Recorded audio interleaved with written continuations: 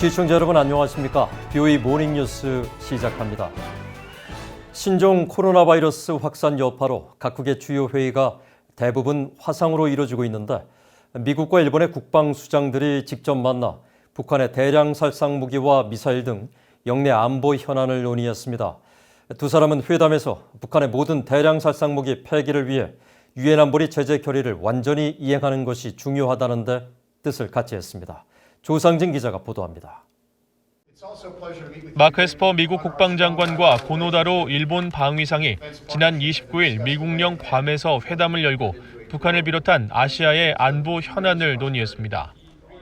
2차 세계대전 종전을 기념해 열린 이날 회담에서 에스퍼 장관은 북한의 완전한 비핵화와 대량 살상무기 프로그램 폐기의 중요성을 강조했습니다. Another one of our shared priorities, Mr. Minister, is the fully verified final denuclearization of North Korea, to include all WMD and ballistic missile programs and bringing a resolution to the abduction issue. 미국 국방부는 회담 후 보도자료를 통해 에스퍼 장관이 도널드 트럼프 대통령과 북한의 김정은 국무위원장 간 2018년 싱가포르 정상회담 공동성명의 완전한 이행에 대한 미국의 변함없는 의지를 거듭 강조했으며 여기에는 북한의 대량 살상무기와 생산수단, 운반수단의 완전한 제거가 포함된다고 말했다고 밝혔습니다. 에스퍼 장관은 또 북한의 불법 선박간 환적을 막기 위한 유엔 안보리 결의안 이행에 일본이 강력한 지도력을 발휘하고 이런 노력을 지원하기 위한 다국적 군대 유치에 적극 나서는 데 대해 감사의 뜻을 표한 것으로 알려졌습니다. 미국 국방부는 또 일본이 최근 북한 등의 탄도미사일을 요격하는 방어체계인 이지스 어쇼어 계획을 철회한 후 새로운 미사일 방어체계 구축을 시도하는 가운데 양국이 일본의 SM-23A 지상 요격 미사일 개발에 공동 협력하기로 했다고 밝혔습니다. 그러면서 에스퍼 장관은 북한 문제가 여전히 미일 양국 모두에게 주요 관심사로 남아있으며 양국 모두 대량 살상 무기와 탄도미사일 프로그램을 포함하는 완전하게 검증된 북한의 최종적인 비핵화, 즉 FFBD에 전념하고 있다고 거듭 강조했다고 전했습니다. 에스퍼 장관은 이어 중국이 주변 국가의 악의적인 행동을 계속하고 있다면서 지역을 불안정하게 하는 중국의 행위에 반대하며 일본 등 영내 동맹국과 협력해 자유롭고 개방적인 인도태평양 지역을 지키는 데 전념하고 있다고 말했고 고노 방위상은 힘에 의한 현상 변경 시도로 인해 최근 수년간 세계가 극적으로 변했다며 미국과 일본이 같은 생각을 공유하는 국가로서 협력을 심화해야 한다고 밝혔습니다. There are some attempts to change the status quo by force and coercion, and some countries are trying to apply cutting-edge technology to military use. And we need to be very carefully monitoring the situation and need to build a posture to prevent any attempt to change the status quo. 양국 장관은 또 센카쿠 열도, 중국명 갸오이다오 열도가 미국의 일본 방위 의무를 규정한 미일 안보조약 제5조의 대상이라는 점을 재확인하고 향후 우주전력과 사이버 분야 등 새로운 영역에서도 협력을 강화한다는 방침을 확인한 것으로 알려졌습니다. BOA 뉴스 조상진입니다. 도널드 트럼프 대통령과 아베 신조 일본 총리가 31일 전화회담을 하고 지병을 이유로 중도 사임을 발표한 아베 총리의 퇴임 인사를 비롯해 북한의 일본인 납북자 문제 해결 방안 등을 논의했습니다. 스가 요시대 일본 관방장관은 31일 기자회견에서 아베 총리가 트럼프 대통령과 30분간 전화회담을 하고 북한 정권의 일본인 납치 문제를 논의했으며 트럼프 대통령에게 해결을 위한 협력을 거듭 요청했다고 밝혔습니다. 스가 장관은 또 아베 총리는 트럼프 대통령에게 자신의 사임 배경을 직접 설명했으며 자신의 재임 기간 미일 양국이 전례 없이 강한 유대감을 형성한 것을 평가하고 후임 총리도 미일 동맹 강화에 더욱 힘쓸 것이라는 점을 강조했다고 전했습니다. 트럼프 대통령도 이날 아베 총리와의 통화 직후 트위터에 방금 내 친구인 일본의 아베 총리와 멋진 대화를 나눴다면서 그가 머지않아 일본 역사상 가장 위대한 총리로 인정받을 것이라고 밝혔습니다. 미국 안보당국이 대북 금융 해킹 경보를 발령하자 북한 당국이 강하게 반발하고 나섰습니다. 전문가들은 사이버 범죄에 대한 미국 정부의 적극적인 대응에 대해 북한 정권이 불법 자금 통로가 막힐 것을 두려워하는 반증이라고 분석했습니다. 서울에서 정찬배 기자입니다. 미국 국토안보부 산하 사이버안보기관시설안보국 CISA와 연방수사국 FBI 등 미국 정부 부처 기관들이 최근 합동으로 북한 정찰총국 산하 조직 비글보이즈가 세계 각국 금융기관의 현금 자동 입출 금기 ATM 시스템 등에 대한 해킹을 통해 현금 탈취를 재개하고 있다며 경고하자 북한이 즉각 반발하고 나섰습니다. 북한 외무성은 30일 국가조정위원회 대변인 담화를 통해 미국이 자신들을 건드릴 경우 큰 봉변을 당할 수 있다며 자숙하는 것이 좋을 것이라고 위협한 뒤 미국의 모략이 사이버 분야까지 확대되고 있다고 주장했습니다. 북한은 지난해 8월 유엔 대북제재위원회에서 가상화폐 거래소 해킹을 통해 20억 달러 약 2조 4천억 원을 탈취했다고 밝혔을 때도 관련 혐의를 강하게 부인했습니다. 하지만 미국 정부가 구체적인 증거 자료와 함께 해킹 사례를 공개하며 소송까지 진행하고 있는 만큼 북한의 이 같은 반발은 국제사회의 비판적 시각을 돌리기에는 역부족이라는 지적이 나옵니다. 실제로 2019년에 유엔에서 북한이 해킹했다는 대북제재위원회의 전문가 패널 보고서를 발표했을 때도 즉각적으로 북한은 이를 부인하는 보도를 내보냈습니다.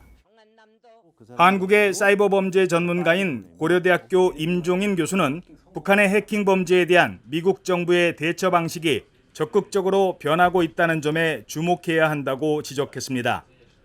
폴 라카손의 미국 육군 사이버 사령관 취임 이후 미국의 대응은 더 선제적이고 능동적으로 진화하고 있다며 북한과 중국, 이란 등과 같은 사이버 위협 국가에 대해서도 적극적으로 증거를 찾아내고 법적 대응도 점점 강화되고 있다는 분석입니다. 특히 북한에 대해서는 대북 제재를 회피할 목적으로 사이버 범죄를 통해 자금 조달을 하려는 점을 주목하고 있습니다. 예, 그러니까 미국의 어떤 사이버 범죄에 대한 대처 방식이 2018년부터 능동적이고 적극적으로 바뀌었어요. 그래가지고 증거를 적극적으로 수집하고 공개하고 기소하고 그리고 우방 국가의 협력을 요하는 그런 방식이 바뀌었습니다. 최근 북한과 연계된 해킹 그룹 라자루스가 이스라엘 방위산업체 등에 대해 국방기밀을 훔치려고 시도한 것도 이스라엘의 적대 국가인 이란의 위탁을 받아 시도한 것으로 보인다고 임 교수는 지적했습니다.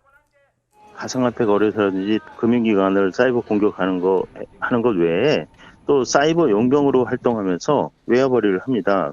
이란을 대신해가지고 이스라엘 방산업체들을 해킹 시도하고 1990년대부터 사이버 전력을 보강해온 북한은 현재 정찰총국을 중심으로 불법 해킹을 담당하는 전략 사이버 부대를 운영하고 있으며 병력 규모도 최근 10,000명으로 증원시킨 것으로 추산되고 있습니다. 핵미사일 개발에 따른 국제사회의 각종 제재로 돈줄이 막힌 북한은 앞으로도 해킹 기술을 통한 금융범죄에 상당 부분 의존할 것으로 전문가들은 전망했습니다. 서울에서 VOA 뉴스 정찬배입니다. 지난 8월 30일은 유엔이 지정한 강제실종 희생자의 날 10주년이 되는 날이었습니다. 유엔은 그동안 세계 곳곳에서 강제실종 사태를 주도한 북한 정권의 문제 해결을 촉구해왔는데 북한 당국은 여전히 사실을 부인하며 호응하지 않고 있습니다. 안수영 기자가 보도합니다. 유엔 북한인권조사위원회가 추산하고 있는 북한 내 납치 피해자 수는 어린이를 포함해 20만 명이 넘습니다. 북한은 지난 1950년 이후 다른 나라 국민을 조직적으로 납치하는 대규모 강제실종 사태를 초래한 비난을 받고 있습니다. 유엔은 특히 한국 민간인 납북자는 한국전쟁 당시 10만 명, 정전협정 후에도 3,835명으로 파악하고 있습니다. 42년 전 전라남도 신안군 홍도 해수욕장에서 북한 공작원에게 납치된 이민교 씨도 그중 한 명입니다.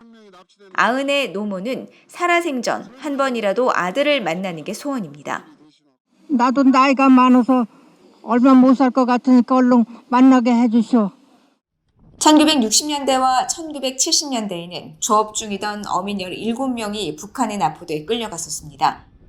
1969년에는 대한항공기가 북한 공작원에 의해 피랍되면서 승무원과 승객 50명이 납북됐었습니다. 국제사회의 거센 항의로 39명이 송환됐지만 나머지 피랍자 11명의 가족들은 50년 긴 기다림 속에 생사조차 확인할 수 없는 고통을 겪으면서 국제사회의 도움을 청하며 가족 송환을 촉구하고 있습니다.